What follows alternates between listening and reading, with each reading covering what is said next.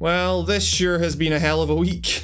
For real, the response to that video left me legitimately stunned. In 24 hours, we met a goal that I never thought we'd ever actually meet. And that means that you are now helping shape the path my life takes from here. And that is like really special to me. And I don't think I'll ever be able to fully thank you enough for that. But more so than just the money, however, it reminded me why I do this. It's about you, it's about people. The absolute outpouring of supportive messages telling me how much my videos meant to people, how they'd gotten people through difficult times in their lives, how it even just changed the way people view games. Like, that legitimately got me, like, emotional, and I don't think I'll ever be able to fully express how much each and every one of you actually means to me. Like, thank you. So in terms of the Patreon, I've added a few more goals, including live stream hangouts, videos on patron voted games and the like, which I have no expectation of ever actually meeting, but you've got to have goals, right? I mean, I never thought we'd hit any goal up to this point, but you guys proved me wrong on that. There'll also be a patron-only Discord server going up in case you guys want to chat. So if you haven't pledged yet and you feel like helping out, I guess now's as good a time as any. Seriously though, I'm unendingly grateful for the absolute outpouring of support you guys have given me, and you are the absolute best. But today I'm here for something a little bit different. A while back I put up a call for questions from patrons for things they wanted to know about me, and I decided to make a video on it. There'll be timestamps in the description because, you know, I'm guessing we might be here a while. Hopefully it'll be fun though, so yeah, let's get on with it. So Avarican asks, how did you get into game writing? What made you decide you wanted to make videos on it? So I knew I wanted to write about games in some capacity since probably my early 20s, with my only goal being that I wanted to make something slightly more in depth than you typically saw from bigger outlets or whatever. It took years of not finishing anything though. I get to a point in a piece where I kind of just lose momentum and then I just scrap the entire thing.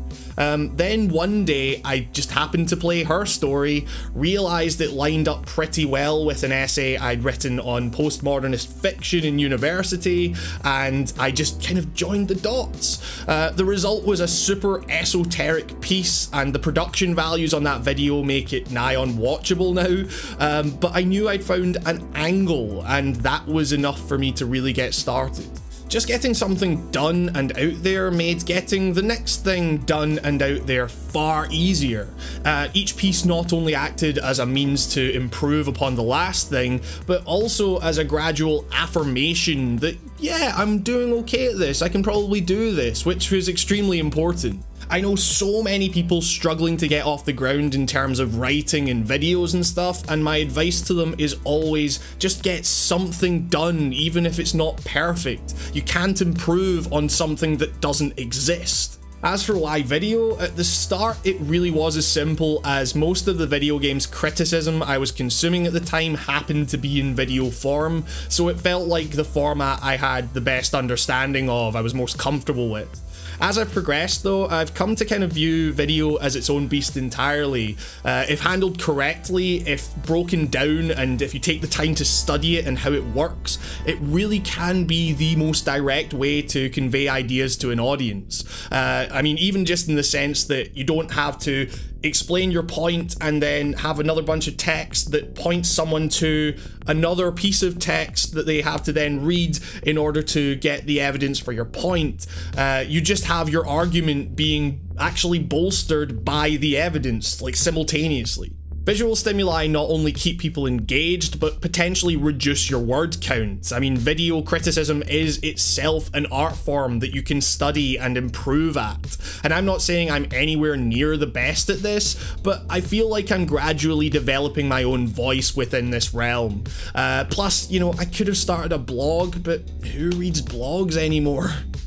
Giant Purple, I see what you did there. How do you keep your hair and biceps looking so good? Well, as for the hair, it's a lot of time and then realizing it's annoying the hell out of you and chopping it all off. As for the biceps, it's a very complicated formula I've found whereby you find and pick up a heavy thing, then once you figure you're done with the heavy thing, you carefully put down said heavy thing. Repeat until bulk.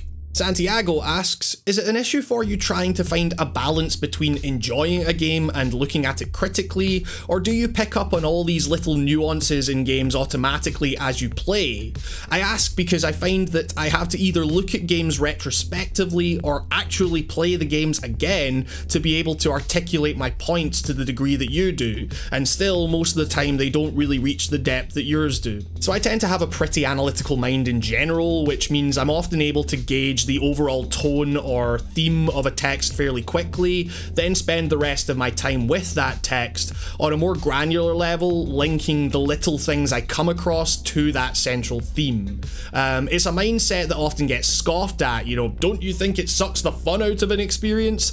To this, a former professor of mine who is sadly no longer with us would say, nope, it just means you can spot the crap easier.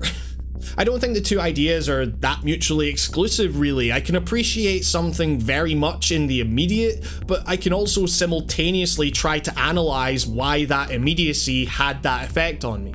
As for your conundrum, don't worry if it takes time or you have to take notes or whatever. It's perfectly valid and it's something you will get better at with time, but the only practical advice I can really offer is practice. Read more, consume different forms of media, examine the context around that media, read up on theory surrounding that media, just in general get out of your comfort zone. Not only are the best writers able to draw from a wealth of different reference points, but like learning to read music or learning another language, it's something that you just kind of start to internalize once you do it for long enough. Christian asks, I'd be interested in your background concerning literature and writing. You seem to know a lot about theories on writing and can apply this to narrative approaches in video games. It seems to me to be one of the cornerstones of what makes your videos their own special thing. So in my infinite wisdom, I decided to go for the most vocational degree one can think of, English literature.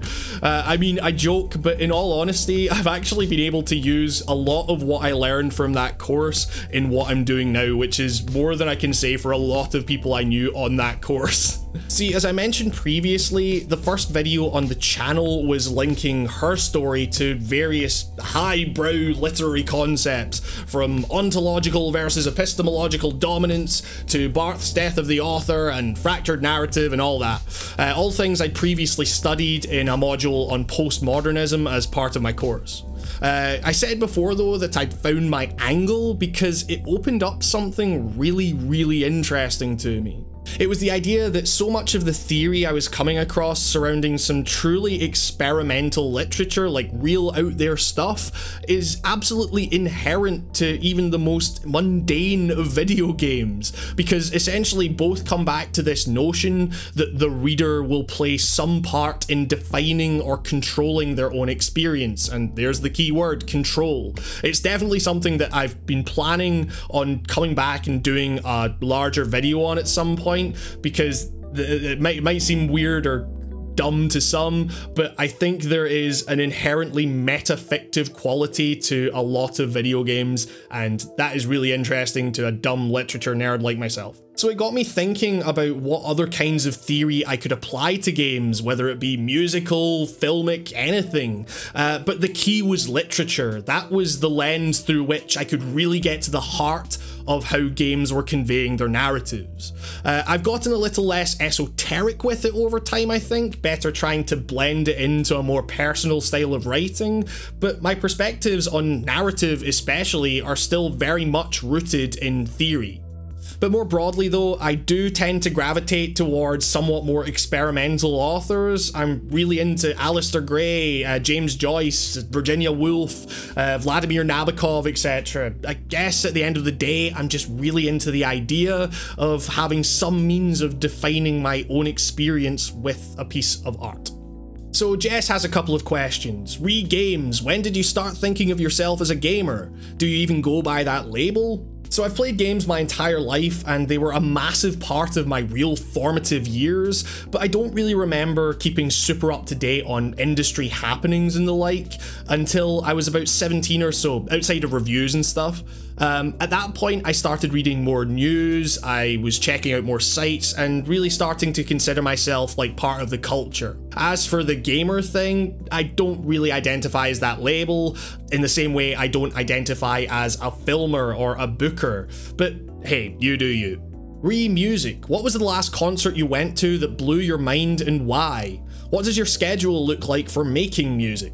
So I saw Sun recently, which was one of the most intense audio experiences I think I've ever had. I'm not actually a huge fan of them on record outside of like Monoliths and Dimensions and the Scott Walker collaboration, but I'm deeply enamored with the idea that sound has the power not only to emotionally move people, but like physically move people. And you know, Sun captured that notion absolutely perfectly. It was the kind of loud that I haven't really experienced since the first time I saw Swans, for instance. It was that loud, the vibrations that severe, that it became hard to breathe at times, and I realize I'm not making this sound super fun, but if you're into kind of weird fucked up music for nerds like I am, it's pretty appealing. As for making music, it feels like it's taken a real back seat compared to how it used to be, where I'd constantly be joining new bands and playing shows all the time. But what you realise though, after well over a decade of doing this, is that almost everything about being in a band, outside of just creating music with people you enjoy hanging out with, it kind of sucks. So I guess I kind of subconsciously pulled back from that a wee bit.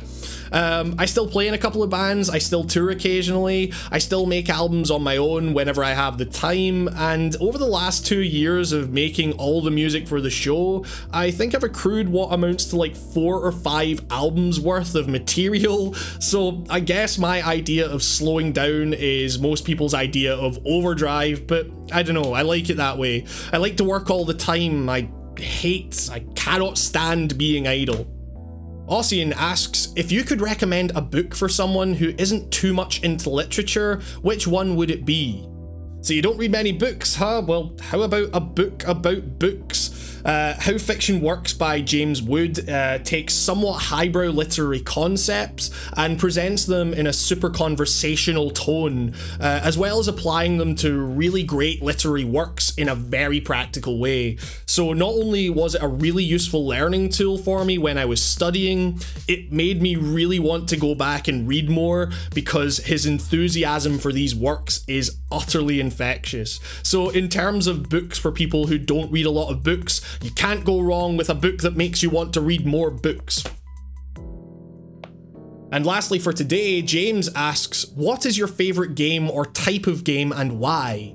What was your favourite when you were a kid? And lastly, if there is any difference between the two, what changed in your perspective on what it means to play a game since you were younger? So I'm going to try and answer all of this together. I honestly can't say I have a favourite genre in any medium. I guess I could more generally say that I tend to enjoy art that's confrontational on some level, but that could really mean so much. Just in terms of music, it could be anything from grindcore and harsh noise to classical or hip-hop. You get my point. So I like art when it's chaotic because it tends to jolt you out of an experience, it thwacks you across the face, and makes you think more deeply about why those aesthetic choices were made. In that sense, I tend to find that games are at their most compelling for me when they are not perfect, when there's something about them that makes them difficult to fully grasp. Which is interesting because we usually assume that the best games will immerse us in an experience, where the polish will hide the mechanisms at play, if that makes any sense. Killer 7, for example, is a super flawed game in so many ways, but I love it. Rarely does a day go by where I don't think about it.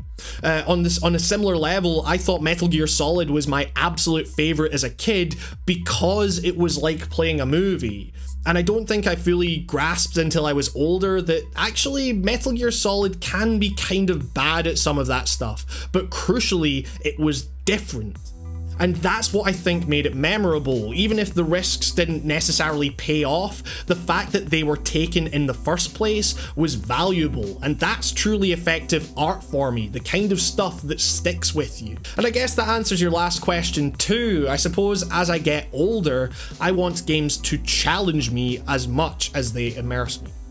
So there you have it. Hopefully if you're new to the channel, or if you've been here a while and just wanted to know a little bit more about me, then hopefully that's filled you in a little bit on who I am and where I'm coming from with all of this. I'm so sorry if I couldn't get to your question in this video. I promise I will absolutely answer any questions that I didn't get to on Patreon very soon.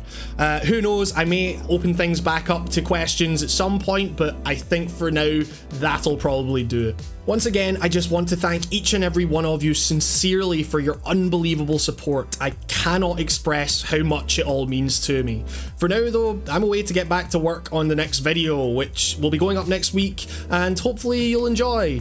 And with that, I'm Hamish Black. Once again, thank you so much for watching, and I will see you next time.